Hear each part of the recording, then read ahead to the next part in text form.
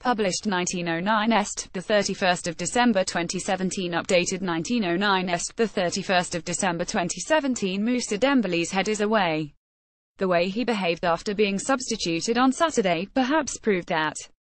This was something that I didn't pick up on until I got home. The fact that he got substituted in an Old Firm game, and went straight down the tunnel, got a shower, put his tracksuit on and only then came back out. Now, if Rangers had scored the winning goal against us when I was in the shower, all the players would have been having a go at me after the game. Celtic striker Moussa Dembele's proved in the Old Firm derby that his mind is not at Parkhead. Keep rightly, they would have been asking, where were you, why weren't you supporting your teammates, why weren't you out there watching the game on the bench? Look, if Celtic were winning 40, you could imagine the coaches saying, listen, Moussa, you've done your job, mate. Brilliant. Go grab a shower and come back out. But other players in that Celtic dressing room are right to say we're playing and trying to win a game here. And you're in there having a shower, getting changed. From a player's point of view, I wouldn't like it. If you are injured, yes, you go and get a nice pack on. But it made me think. Is he that bothered? Is the intent there? Is he that bothered about the result? I infamously had my own dugout incident in 2015 after being substituted against Moult in a Europa League game. I regret it to this day and made a public apology for the disrespect I showed to the management team. But on Saturday, Dembele was disrespecting his teammates. Perhaps his head is away and he wants to leave. That really struck me, that probably his time is up. I think there will be little rumbles in the changing room, because it was very, very strange that he did it.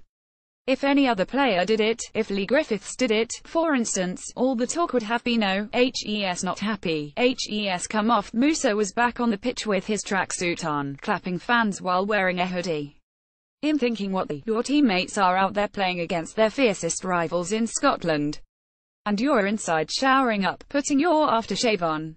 I just think, from a player like Griffiths' point of view, Lee has had to sit there watching from the bench. The French striker, who has been linked with a move away, disrespected his teammates to get on, and the first thing in Moussa's head isn't to sit and watch the game, but to go and get showered up. I thought it was very, very strange. But if his head's away, it shows me that help's not all that bothered by the outcome of the game. Whether we are reading too much into it or not, I don't think the players will be very happy with Moussa doing that while a game of that importance is going on. It obviously raises the important question of what happens next. First of all, I need to say that Moussa is a terrific prospect with all of the attributes to be a top player, if HES playing every week. HE's had a few injury problems with his hamstrings. But, from a development side of things, Celtic are still perfect for him to learn his trade. Rodgers is such a good manager that, if he stays, Moussa can keep on improving. But if he feels that he wants to go and play in the Premier League and the money is right, nobody is going to stand in his way. If he wants to go, there's no point in holding on to him, provided the price is right. I'm sure, if a bid comes in, Peter Lawwell and the chairman will consider all the factors. This is a player who works hard, who is no trouble, who is a match winner, and someone who is always preferred in the big games, the Champions League ties and the Rangers games. But HES a player who has clearly expressed a desire to leave the club. We need to come up with a price that will be acceptable to say, yep, Moussa, you're on your way. They're not going to let him go on the cheap. Unless someone comes in with the money, he will have to sit tight and play ball. After being subbed off, he went straight down the tunnel to the dressing room for a shower. This winter break is long overdue for Celtic players. I heard Rodgers saying on radio that the Old Firm game was the 38th competitive match for some of his players, a full season already. They've had a quite remarkable 2017, they're sitting comfortably top of the league and they've got one trophy in the cabinet this season already. But against Rangers, you could see that it's taken its toll. Especially the Champions League, the travelling, the mental strain, the training regimes you have to put yourself through just to stay fit as a top professional, it's all tough.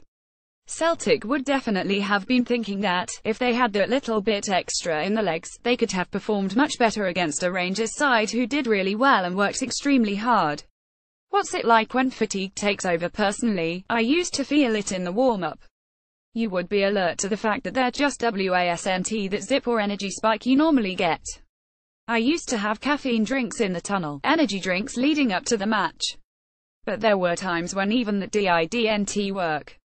The winter break will be a relief for Brendan Rodgers and his busy squad of players at Celtic. Fatigue eventually takes control, and it's a horrible position to be in, as a player, knowing that you're underperforming but there's almost nothing you can do about it.